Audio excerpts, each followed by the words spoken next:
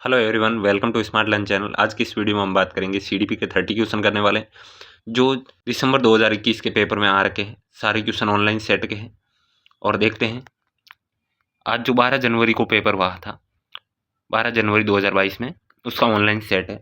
देखते हैं उसके सीडीपी के 30 क्वेश्चन। पहला क्वेश्चन है, अभिकथन दे रखा है, रूमी 18 महीने में 2 शब्दों का उच्चारण कर सकती थी जबकि पूजा ने 24 महीने में ऐसा किया था, इसलिए पूजा विकास पक्के तौर पर निलंबित है।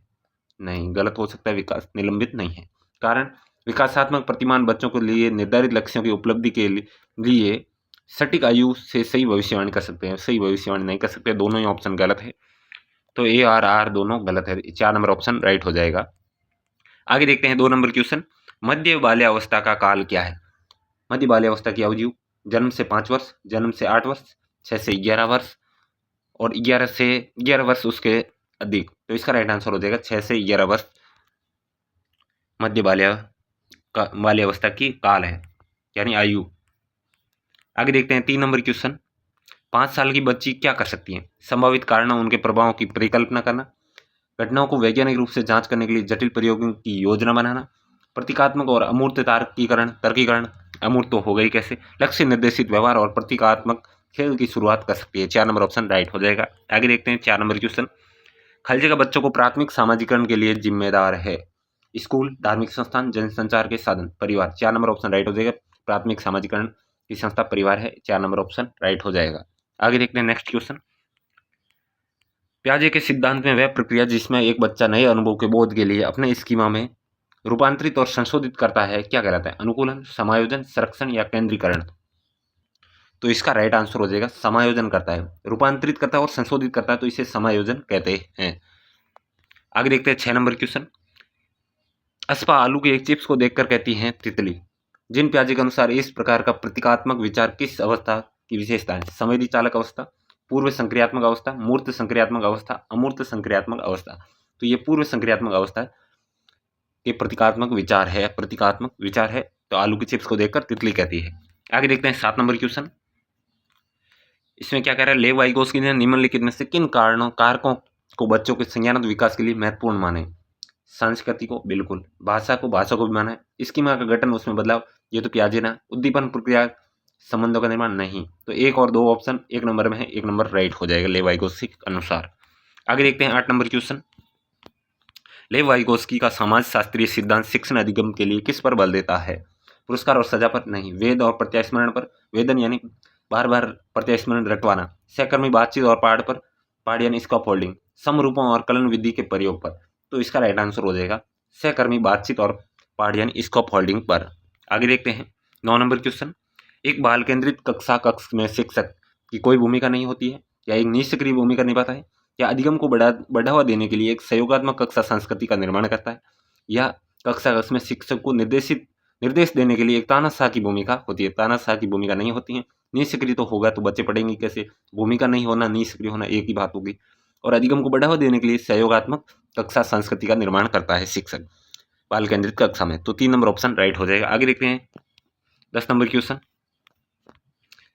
उस तरह को पहचान करें जो लॉरेंस कोलबर्ग के नैतिक विकास सिद्धांत के सामाजिक अनुबंध अभिविन्यास चरण के रेखांकित करता है।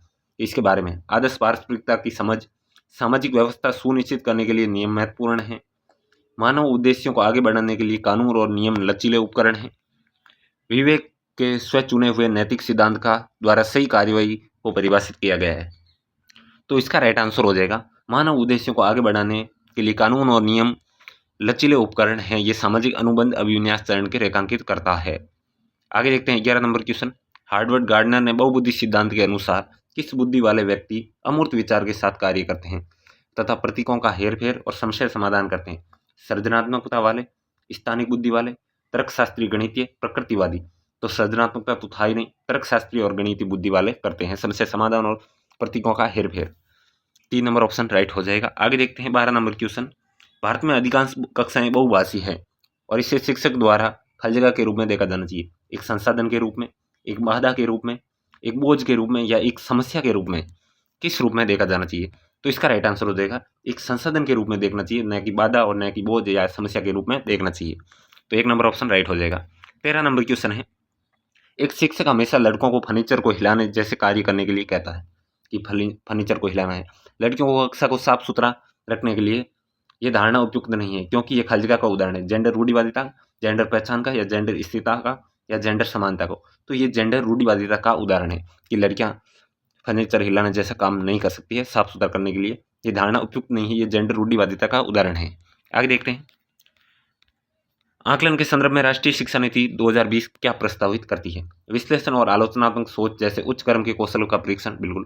प्रत्यास्मरण आधारित वस्तुनिष्ठ प्रकार के परीक्षण, नहीं। आकलन के योगात्मक तरीके कि एग्जाम, पेपर, पेंसिल टेस्ट हो, नहीं। परीक्षा के लिए सीखना कि केवल परीक्षा के लिए ही सीखना है, तो नहीं। तो 1 नंबर ऑप्शन राइट हो जाएगा। विश्लेषण और आलोचनात्मक सोच जैसे उच्च क्रम को कौशल का परीक्षण के लिए के संदर्भ में आकलन को प्रस्तावित करती है। आगे देखते हैं, 1 नंबर ऑप्शन राइट हो जाएगा। नेक्स्ट क्वेश्चन है 15 नंबर क्वेश्चन, एक शिक्षिका अपनी कक्षा में व्यक्तिगत विभिन्नताओं का अर्थपूर्ण ढंग से किस प्रकार ध्यान रख सकती है? यह स्वीकार करके कि भिन्नताओं का अर्थ स्वाभाविक अर्थ अभाव नहीं है। अकादमिक क्षमताओं के आधार पर बच्चों का नामांकन पृथक्करण करके, शारीरिक व दृष्टि से दिव्यांग बच्चों के लिए उनके प्रास्ताविक विशेष स्कूल में भेजकर, नहीं। एक कक्षा में एकल संस्कृति को प्रोत्साहित करके जिससे प्रतिस्पर्धा को बढ़ावा मिले, ऐसा भी नहीं है। तो इसका राइट आंसर हो जाएगा 1 नंबर ऑप्शन, ये स्वीकार करके भिन्नताओं का अर्थ अभाव नहीं है। आगे देखते हैं 16 नंबर क्वेश्चन, समावेशी शिक्षा में किसकी आवश्यकता है? सीखने का अनुकूल माहौल, विद्यार्थियों का नामांकीकरण, विद्यार्थियों को अलगाव, रूढ़िवादिता को मजबूत करना। तो इसमें राइट आंसर हो जाएगा सीखने का माहौल समावेशी कक्षा में होना की आवश्यकता होती है। आगे देखते हैं 17 नंबर क्वेश्चन, वो विद्यार्थी जिनमें ध्यान न्यूनता, अति सक्रियता, अति क्रियाशीलता विकार है, यानी ध्यान न्यूनता, अति क्रियाशीलता विकार है, उसकी पहचान किस क्षेत्र में उनके सामने आने वाली चुनौतियों से की जा सकती है? लिखित पाठ को समझना, किसी दिए गए कार्य को लंबे समय तक जारी रखना, स्थिति का अवबोध समझना, पर्याप्त ऊर्जा स्तर बनाए रखना। तो इसमें इस विकार की हम पहचान कैसे कर सकते हैं? किसी को कार्य लंबे समय तक जारी रखना है, उसमें चुनौती आएगी। तो इसका राइट आंसर 2 नंबर ऑप्शन हो जाएगा। आगे 18 नंबर क्वेश्चन देखते हैं, वो विद्यार्थी जिन्हें पठन क्षेत्र से अधिगम कठिनाई होती है, पढ़ने में कठिनाई होती है, उसके सफल समावेशन के लिए निम्न में से किसकी आवश्यकता होती है? बहुभाषी विषयों के अनिवार्य शिक्षा, भाषा विषयों में उचित छूट देकर, या विद्यार्थियों के लिए दंड का बार बार उपयोग करना कि बार बार पीटे जा रहे हो, विद्यार्थियों का स्थायी अलगाव कर देना कि तुम अलग ही रहो। तो इसका राइट आंसर हो जाएगा भाषाई विषयों में छूट देने की आवश्यकता होती है सफल समावेशन के लिए। आगे देखते हैं 19 नंबर क्वेश्चन, 19 में देखते हैं, उपकरण और सहायक तकनीकों की पहुंच को अनुकूलित करने के लिए निम्न में से किसका समावेशन में मदद मिलेगी? वो विद्यार्थी जो दृष्टिबाधित हो, बिल्कुल। वो विद्यार्थी जिन्हें ध्यान न्यूनता, अति क्रियाशीलता विकार है, बिल्कुल। वो विद्यार्थी जिन्हें प्रेम घात है, बिल्कुल, इन्हें भी समावेशन में मदद मिलेगी। असाधारण प्रतिभा वाले छात्र, इन्हें भी मदद मिलेगी। चारों ऑप्शन राइट है। तो चारों ऑप्शन कौन से में है? 4 नंबर ऑप्शन में 4 नंबर ऑप्शन राइट हो जाएगा। आगे देखते हैं 20 नंबर क्वेश्चन, निम्नलिखित में से कौन सा विकल्प दी गई दिव्यांगता और संबंधित विद्यार्थियों के समावेशन हेतु यथोचित संयोजन रणनीति का सही युग्म है? और कौन सी रणनीति होनी चाहिए? प्रतिभाशाली विद्यार्थी, आसान और बहुत सरल सामग्री देना, स्वालीन कक्षा में व्यवस्था को बार बार बदलते रहना, पठन वैफल्य, उत्तम चित्रों के आधार पर दत्तक कार्य, वाक हानि, धैर्य दिखाना और प्रतिक्रिया देने के लिए पर्याप्त समय देना। तो इसका राइट आंसर हो जाएगा वाक हानि वाले को धैर्य दिखाना और प्रतिक्रिया देने के लिए पर्याप्त समय देना चाहिए। 4 नंबर ऑप्शन राइट हो जाएगा। आगे देखते हैं 21 नंबर क्वेश्चन, अधिगम तब प्रभावी होता है जब वह बाहरी प्रेरकों द्वारा निर्देशित होता है, या यह प्रतिस्पर्धा यानी कंपटीशन को बढ़ावा देता हो, विद्यार्थी के लिए अधिगम लक्ष्य से पूरी तरह से शिक्षक द्वारा तैयार किया जाता हो, या विद्यार्थी को अधिगम लक्ष्य स्वयं निर्धारित करने का अवसर दिया जाते हो। तो 4 नंबर ऑप्शन राइट हो जाएगा, विद्यार्थी को स्वयं अधिगम लक्ष्य निर्धारित करने को दिए जाते हो। आगे देखते हैं 22 नंबर क्वेश्चन, शिक्षण अधिगम का रचनावादी दृष्टिकोण है। एक सूचना को निष्क्रिय प्राप्ति पर जोर देना, बच्चों को बुद्धि लब्धि की गणना को प्रोत्साहित करना कि आपकी बुद्धि लब्धि इतनी है इतनी, अधिगम को अर्थ निर्माण की प्रक्रिया के रूप में देखना, बिल्कुल, कर्म निर्देशित निर्देशों को उपयोग पर केंद्रित। तो इसका 3 नंबर ऑप्शन राइट हो जाएगा, रचनावादी दृष्टिकोण में अधिगम को अर्थ निर्माण प्रक्रिया के रूप में देखता है। आगे देखते हैं 23 नंबर क्वेश्चन, राष्ट्रीय शिक्षा नीति 2020 की ओर बदलाव का प्रस्ताव रखती है। यह सीखना की कैसे सीखना है, रटकर सीखने की प्रक्रिया, पाठ्यक्रम सामग्री में वृद्धि, मानकीकरण। तो इसका राइट आंसर हो जाएगा ये सीखना कि कैसे सीखना है, की और बदलाव का प्रस्ताव रखती है NEP 2020। आगे देखते हैं 24 नंबर क्वेश्चन, अनुप्रयोग, विश्लेषण और संश्लेषण किसके उदाहरण हैं?